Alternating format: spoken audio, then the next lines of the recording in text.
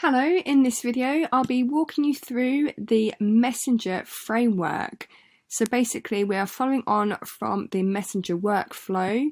I did provide some workflow frames, some frames for you to work on when it comes to the flow of leads, depending on what parts they're flowing in from, for you to have a go-to response as a framework. And this here will be more of an in-depth reasoning behind the frameworks that we put in place.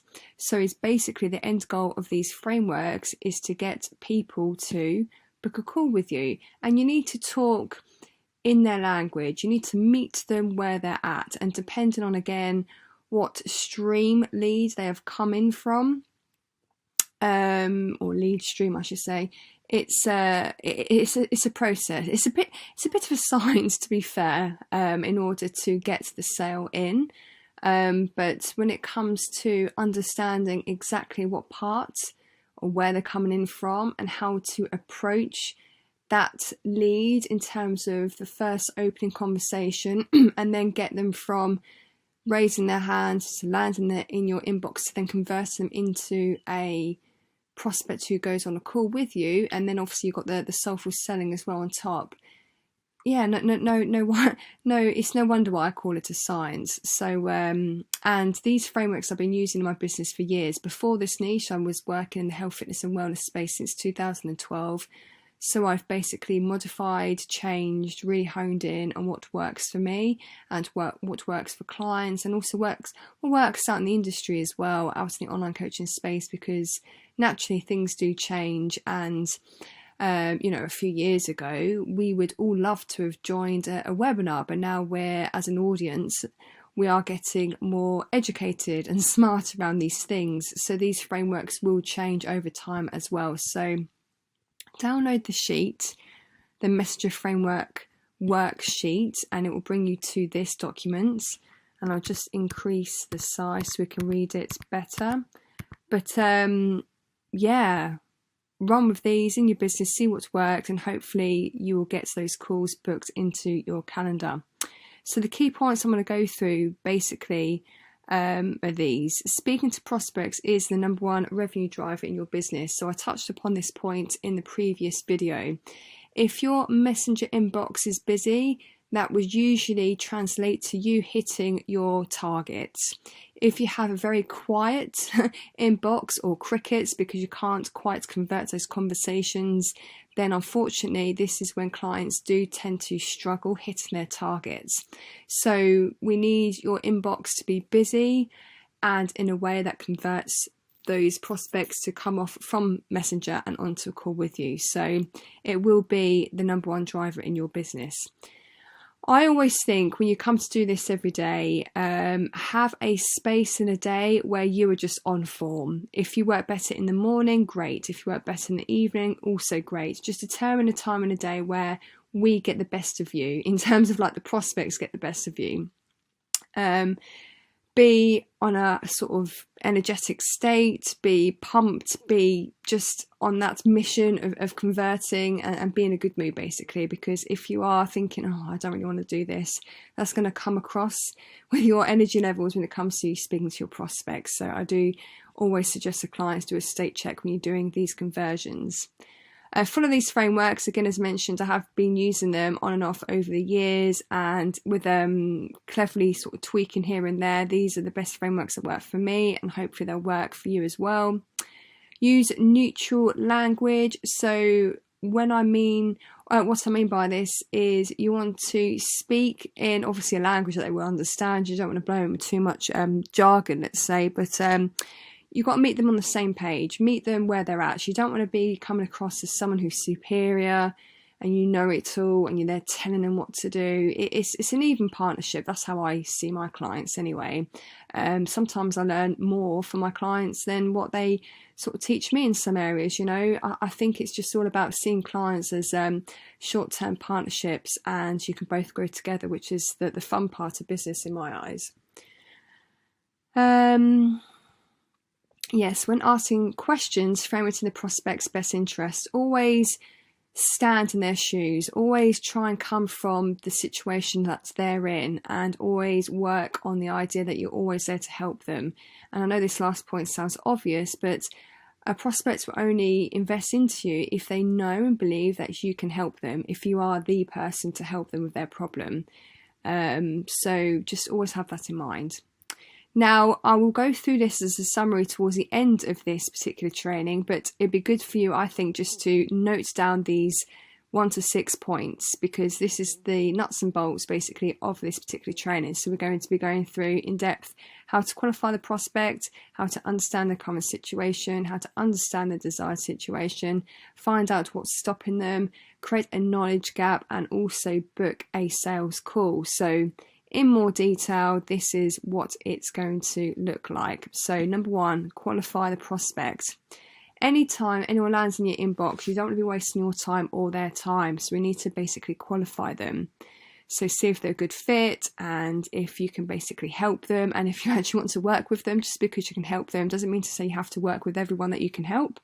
Sometimes you can just catch a vibe from someone, and if it's a good vibe, then great, pursue the conversation, move things forwards. But if you don't like that person for whatever reason, then trust your intuition, right? And we need to basically find out as well if they can afford to work with you, as we are discussing here. A high ticket program, there's absolutely no point, unfortunately, talking to people who are maybe in between jobs and they haven't got too much money, or however that might look like for them. Now, so we need to find out their current situation. So by learning about their current situation will give you an idea as to whether you can help them or not, and if they're a good fit for your services. So in my sort of situation, I would ask questions such as, what does your offer look like and how is it priced? Cool. So how many clients are you bringing in and, joining with you each month? Or it could be something like, what kinds of client acquisition methods are you currently using? Now, obviously, change this for your own business, but what questions would you ask in order to highlight and find out their current situation? So that's that point there. Their desired situation. So obviously, stating their current situation is where they are. They're stuck. They're in point A, and you want them to like visualize their B, their journey to route B. So their desired situation. So again, this is really crafted towards what I ask in my business. So we need to change things around for your business. But yeah, you can say something along the lines of, awesome. Do you have a particular revenue goal in mind?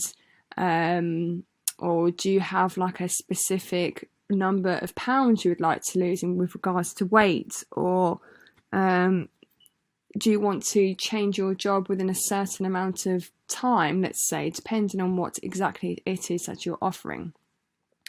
Now you can have a variation of finding out their desired situation. So this is prompting you to think about a question such as, awesome, do you have a particular goal in mind? Do you have a rough amount of revenue you want to bring in each month?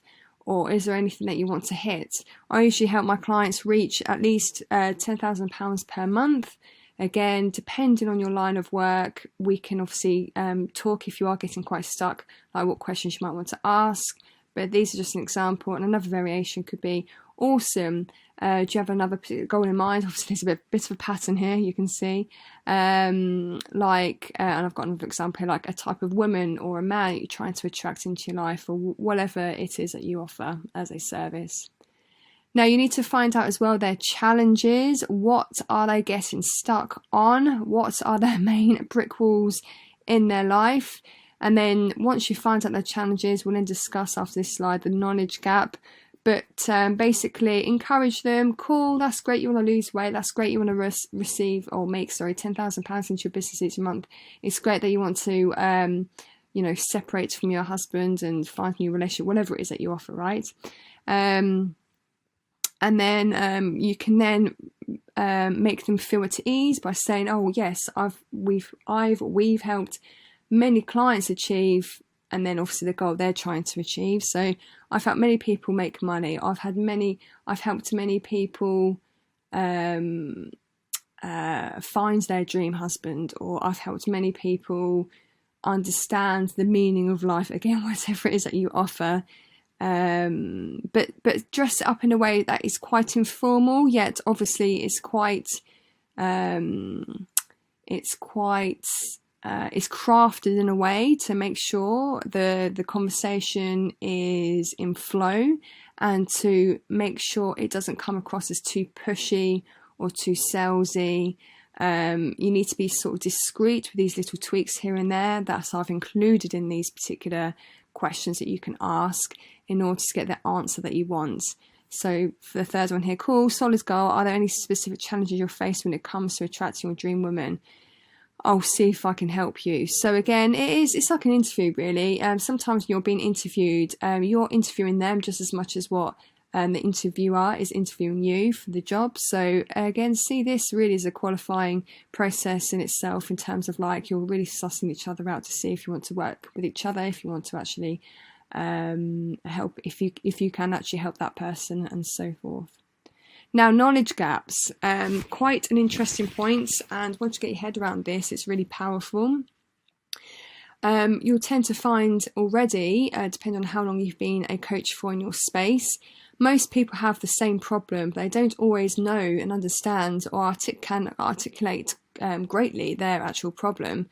But you, on the other side of as a coach helping people, you can usually see the same problems occur again and again in someone's business or relationship or whatever it is that you do.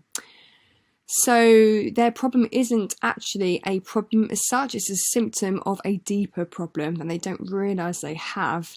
So you need to, at this point, try to highlight their problem without telling them that this is their problem, if that sort of makes sense. You want them to realise that their problem is this, with the help of you, so then you get to form that connection between each other, that bond of like, wow, this person really does understand me.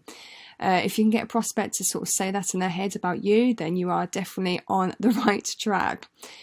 So yeah, as mentioned, it builds that connection, and when done correctly, this positions you as an authority very quickly in their eyes. So again, get this sort of crafted and well delivered in your messaging, then you can then really see your bookings increase, which is awesome.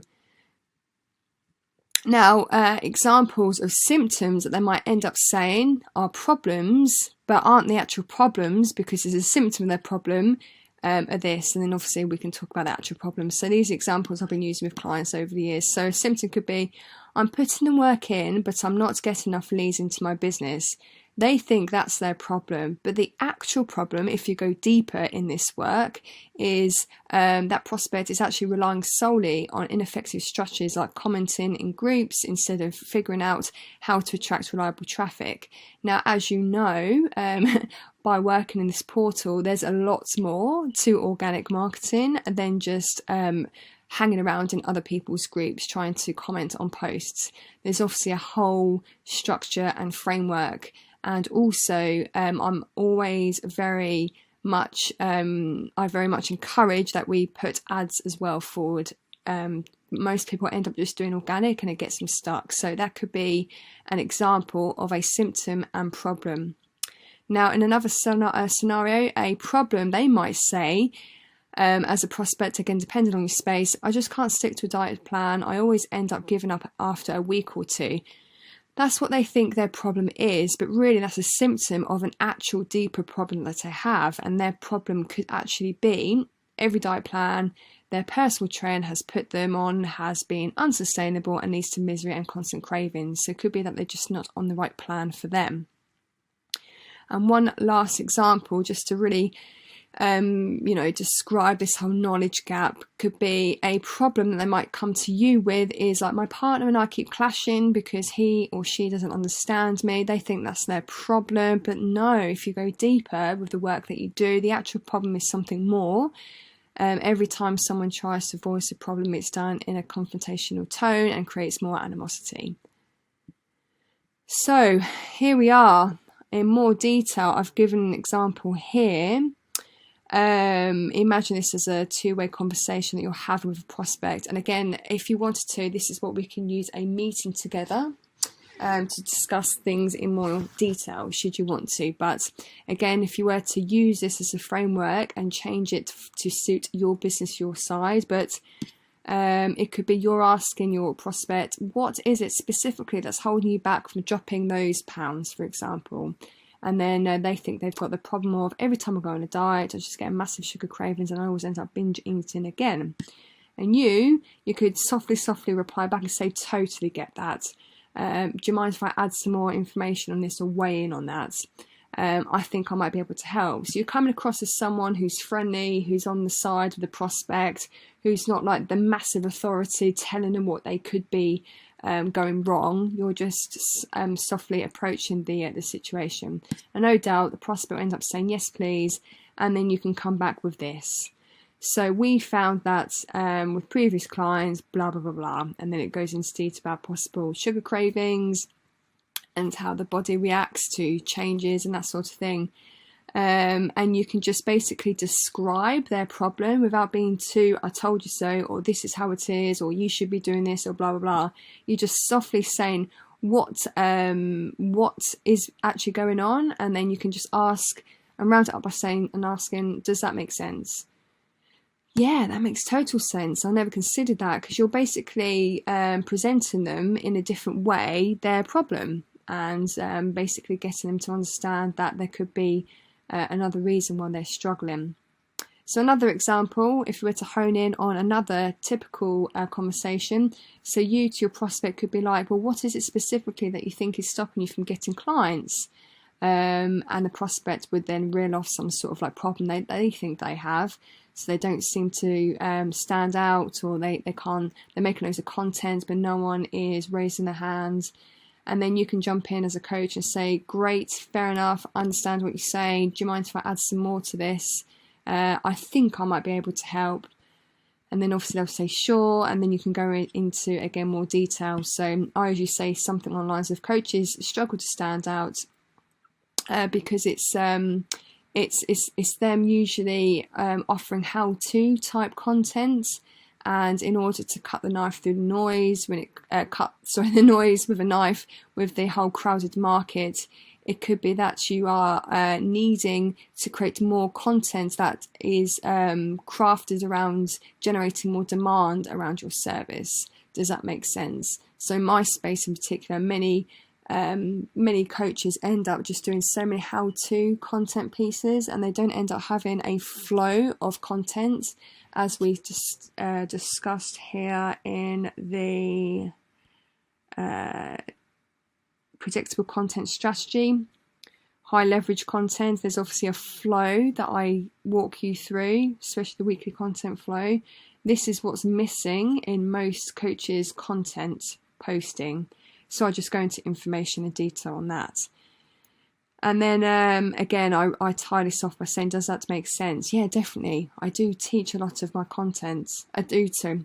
Some of the prospects have often said to me, yes, great, I do actually end up doing many how-to videos or pieces of content. So yeah, this is basically the frameworks, like the framework on top of the mini frameworks when it comes to those entering your world. And it will take some practice. So I would just suggest you maybe watch this video a couple of times, or just print this worksheet off.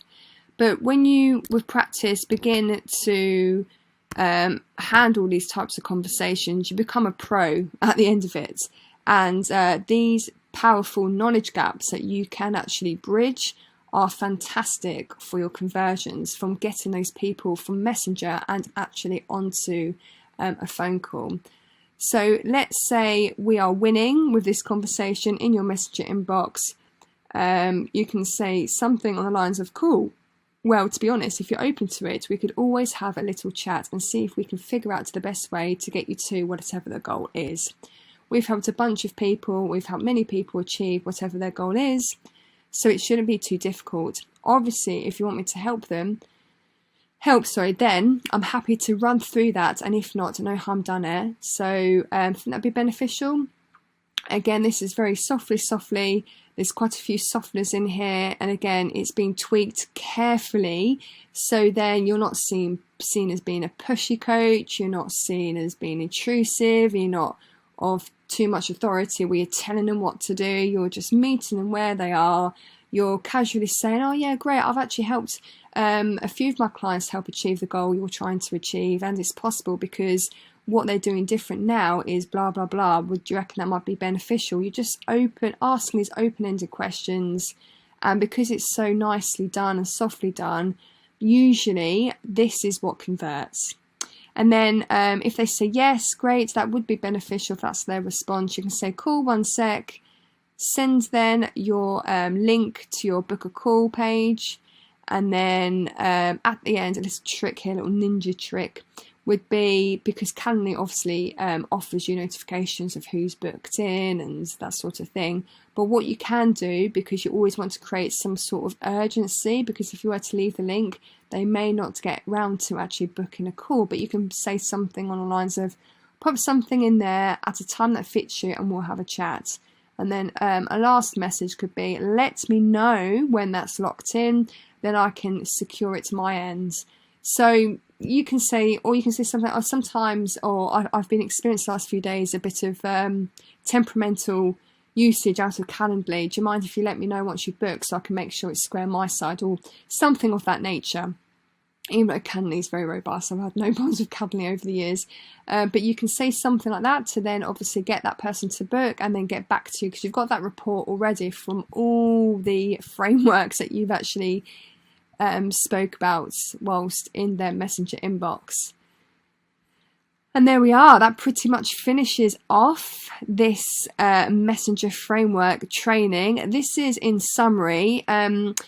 You could just probably write down 1 to 7 somewhere, or print this out and have it in your sort of viewing every day. So if someone does come in your inbox, you would know the process in order to get them onto a call. So you need to obviously engage with them, build the rapport, start the qualifying process, find out where they want to be along their journey, what's holding them back, why they're feeling stuck, create that knowledge gap, something they haven't quite maybe thought about before, for them to think, wow, this person really does understand, and I haven't thought about that in my business or whatever it is in my relationship. Offer them the call, obviously in a very nice, soft approach type way, and yeah, lock them in, and then you confirm them onto the call, and then obviously your soulful selling script will then come into play. Step number 8, if you haven't obviously been to that part of the program already, you can do that after this. But I hope you found some nuggets in this training, guys. Yeah, any questions as always, please just fire away, and I will see you, yes, in the next video.